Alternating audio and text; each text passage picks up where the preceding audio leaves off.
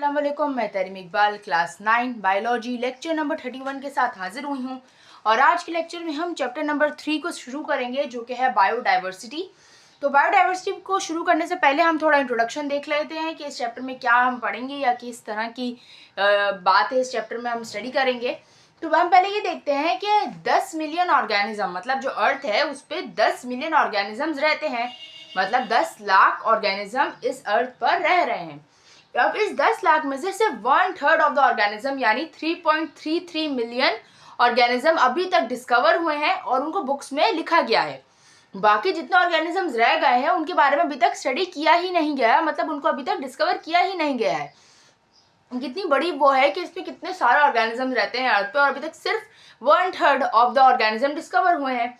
अब जो organism discovered हुए हैं उनको 5 ग्रुप्स में क्लासीफाई कर दिया गया है। 5 ग्रुप्स कौन कौन से हैं? प्रोकैरियोट्स, जिनमें हमारे पास न्यूक्लियस नहीं होता, जैसे हमने पढ़ा था पिछली लेक्चर्स में। प्रोटिस्ट्स, जो ना एनिमल की तरह होते हैं ना प्लांट की तरह होते हैं, इसलिए इनको अलग ग्रुप में रखा जाता है। फंजाई, जो कि कभी कहते हैं कि अलग ग्रुप में रखा गया क्योंकि इनकी भी कैरेक्टरिस्टिक्स बाकियों से मिलते नहीं हैं। फिर एनिमल्स आते हैं जो मल्टी सेलुलर हैं, और फिर जो प्लांट्स आते हैं। तो ये 5 ग्रुप्स हैं जिनमें ऑर्गेनिजम्स को क्लासीफाई किया गया, एक ब्रॉड तरीके से इनको क्लासीफाई कर दिया गया इन ग्रुप में। अब अगर हम अपने टॉपिक की तरफ आए तो हमारा टॉपिक क्या है? बायोडाइवर्सिटी। अब बायोडाइवर्सिटी पढ़ने से पहले हमें ये देखना होगा कि बायोडाइवर्सिटी का मतलब क्या है। अब बायो में बहुत सी मेजॉरिटी टर्मिनोलॉजीज ऐसी होती हैं जिनको पढ़ के आपको समझ आ जाता है कि इसका मतलब क्या होगा। जैसे बायो का मतलब हमने बहुत दफा पढ़ लिया है कि बायो का मतलब होता है लाइफ या लिविंग थिंग, और डाइवर्सिटी का मतलब होता है वैरायटी, मतलब किसी चीज़ में बहुत ज़्यादा चीज़ें होना, बहुत ज़्यादा वैरायटी मिल जाना, वो डाइवर्सिटी कहलाती है। अब बायोडाइवर्सिटी क्या होती है? Measure of variety of living organism. मतलब हम ये देखते हैं कि हमारे पास कितनी वैरायटी के लिविंग ऑर्गेनिज्म मौजूद हैं। अब वैरायटी 2 तरह की हो सकती है, एक कौन सी होती है? अमंग द स्पीशीज, और दूसरी विद इन द स्पीशीज। सुनने में थोड़ा लग रहा होगा कि ये दोनों तो सेम ही बात कर रही हूँ मैं, लेकिन इसको एग्जाम्पल से समझेंगे इंशाल्लाह आप लोगों को समझ आएगा।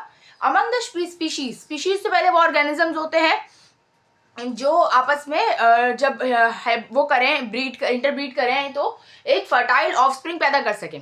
तो अब इसमें अमंग द स्पीशीज मतलब 2 अलग अलग स्पीशीज हैं, उनके बीच में हम डाइवर्सिटी देख रहे हैं, वैरायटी देख रहे हैं कि हम कैट्स और डॉग्स को देख रहे हैं। कैट एक बिल्कुल मुख्तलिफ ऑर्गेनिज्म है, डॉग एक बिल्कुल मुख्तलिफ ऑर्गेनिज्म है।